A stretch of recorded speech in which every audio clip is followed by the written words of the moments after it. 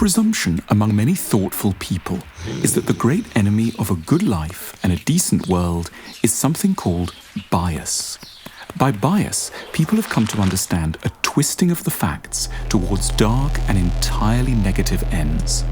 According to this interpretation, bias is invariably and necessarily bad. In some quarters, the word has simply grown synonymous with evil. In order to hate bias so much, one has to love the idea of something else with equal passion: the facts. People hate bias because they ultimately believe in the redemptive possibility of something completely objective and scientifically verifiable. Loathing of bias is the flip side of love of facts. Science and many of the human sciences are beautifully founded on evidence-based, fact-yielding work. The problem is that in many of the most important aspects of existence, there simply are no facts available. The big questions that bedevil us, individually and collectively, have no facts to appeal to. How should we live? What's the right economic system to institute? What sort of relationships should we have? What kinds of choices should we make? Who are we, and what do we want and need? In the face of such dilemmas, we may well long for facts, by which we really mean answers that we can be assured will be indisputably correct. But we invariably face ambiguity, and whatever answers we formulate, a degree of loss and the risk of blindness and error. It's these elements which the haters of bias are deep down especially intolerant towards and upset about. Their hatred of bias reflects a longing for a world without a need for hard choices and the sacrifice these necessarily entail. We may well long to stick to the facts, but we eventually have to try to lead our lives according to values, which are inherently much more contentious and complicated structures. There is no merely fact-based road to a good and contented life. The passion against bias often comes to a head in our thinking about news organizations. In certain circles, there's a particular loathing for what's termed biased news, and a belief in the option of a decent news organization which is going to always and inherently be unbiased. Unfortunately, there is simply no way of providing factual, unbiased answers to the really big issues facing societies. News organizations that boast about their neutrality forget that neutrality is simply impossible vis-à-vis the really urgent questions confronting our civilization. The word bias ultimately simply alludes to the business of having a take on existence.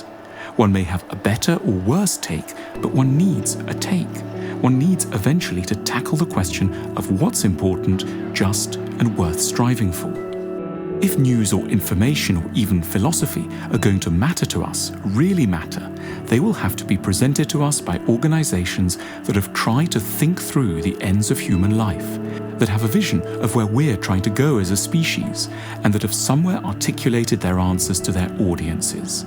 The issue is not, therefore, the illusory and timid one between bias and fact, but between better and worse varieties of bias.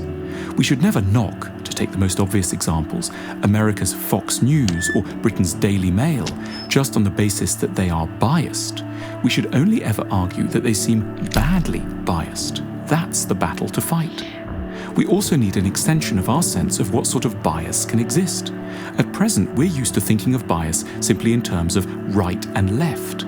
But this is a radical reduction in the kinds of bias that are theoretically available to us. We don't always have to limit things to a choice between blue and red.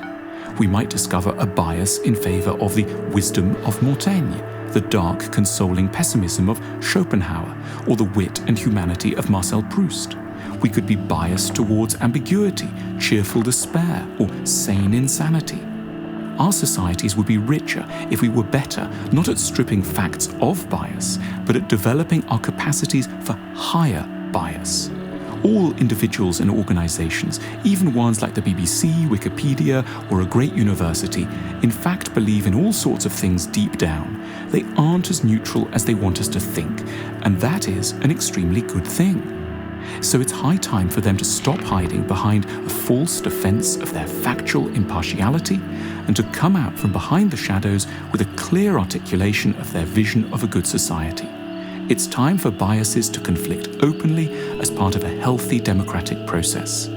We don't need our information stripped of bias. We need to evolve our way through a clash of ideologies towards the best kinds of bias.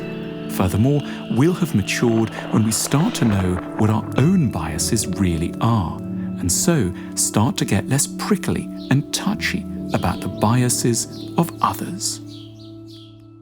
Thank you for watching. Remember to like the video and subscribe to our channel for more.